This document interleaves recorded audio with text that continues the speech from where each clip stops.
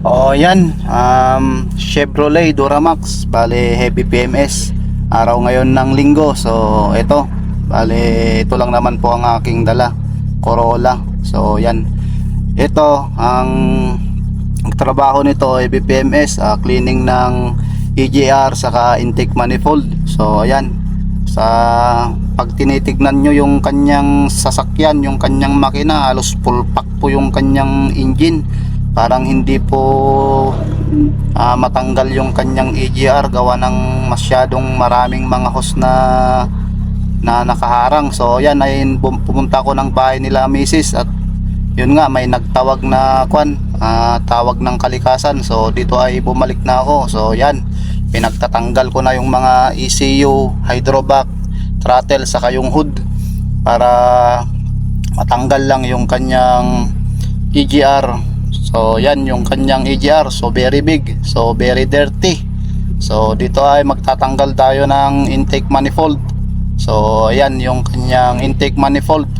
Talagang ang mga US car talaga ay grabe. So yan po yung tornilyo na tinatanggal ko doon sa kanyang intake.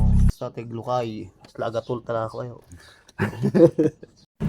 Kita nyo naman yung daliri ko, mukhang talangka yung kanyang daliri. Ganun lang luwag ng tornilyo. Yan, break time, hamburger. Ayun diba? Hamburger, ayun sarap ng kain, sabay upo sa igid ng kalsada, umiinom ng coke. Ayun parang nagpapalama, mga taong grasa. Ayun.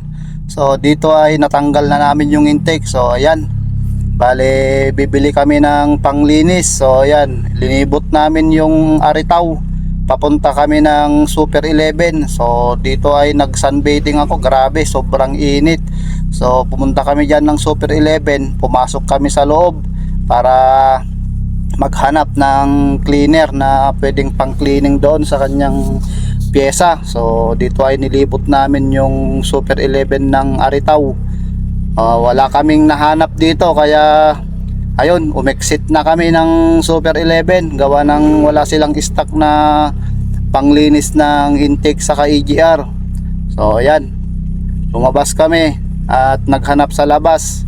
Doon kami sa gumagawa ng motor, doon kami nakahanap ng paglinis ng kanyang intake EGR. So ayan, dito ay naghanap si kuya ng pang cleaning ng pyesa ng Chevrolet. So dito ay bumalik na kami ng bahay nila Sir Edgar Daniel. So shout out kay Sir, shout out po sa inyo. Salamat po sa tiwalang binigay nyo po sa akin, at ako po yung isang mekaniko na gumawa sa inyong sasakyan. So doon nga po yung kanyang bahay. So yun po yung akong Corolla na service araw-araw. So yan, bale yan na nga, lilinisan na namin yung kanyang mga pyesa. So yan po yung tubo ng kanyang EGR. So yan yung kanyang intake manifold. So yan, natapos nang nalinis. So yan, lilagyan ko na ng pangdikit para iwas sa singaw-singaw. So yan, dito ay tinalagay ko na yung kanyang intake manifold. May kahirapan ding ilagay to. So sumakit yung aking likod, yung aking bakrang. So yan, nandyan ako sa ibabaw ng makina para swabing-swabe talaga yung pagkalagay ng kanyang intake manifold. So tignan nyo nga yung parang monkey. Kabilis magtrabaho yan. So pinas forward ko na para madali po yung video, pero halos abutin ng 7 minutes din yung video. So yan, ito ay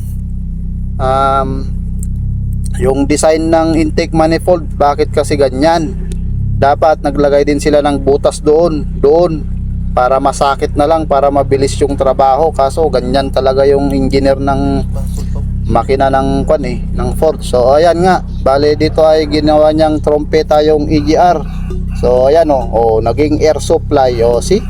Yan yung yung kasama ko, pinsan ko yan. So yan, ginawang trompeta yung EGR. So dito ay inassemble ko na yung kanyang EGR. So yan, linagay ko na yung kanyang EGR actuator. So yan, malapit nang matapos. So pag nailagay ko na yan, nakabit ko na, so yun na yun, ilalagay na namin sa kanyang makina. So ayan, bali dito ilagay na namin yung EGR. So ayan, tapos na. Tapos ayan, pinakita ko na yung kanyang finish product. So pinasuplat ko kasi masakit na yung likod ko.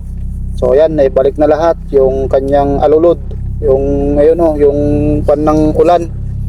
Ayan, pinandar ko na. So ayan. on off lang para magkarga yung kanyang fuel filter, gawa ng natanggal ko yung supply. So ayan, panoorin nyo na lang po hanggang sa matapos po. Ayan, rev ko na. So goods na goods naman yung kanyang andar. So ayan nga. So dito ay chinek namin kung may tumagas bang tubig or singaw. So goods na goods naman lahat. So ayan, ganyan po mag-cleaning ng intake EGR ng Chevrolet Duramax. So every every 60,000 kilometers, ayun, pwede nang mag-cleaning. So yan na nga, nag-road test na kami ni Sir Edgar sa highway para malaman niya kung ano nga ba yung kanyang pinagbago. So ayan, na lumabas na kami ni Sir Edgar at mag-road test dun sa mismong National Highway para magkaalaman. O yan, salamat po sa panonood, and paki-like and follow na lang po, and subscribe nyo na lang po ako sa aking YouTube page. So ayan, thanks and God bless, and ingat po sa lahat. So yan po yung kanyang resulta ng pag-cleaning ng intake EGR para iwas po sa pagkasira ng mga pyesa ng makina. So yan, prevent nyo na lang po sa pag-cleaning. So ayan na nga, patapos ng aking video, and God bless po. Ayan, pabalik na kami ng bahay nila Sir. Okay, thank you. At least amukon kay ay ba no ko. Sir, thank you. Oo, sige. Welcome.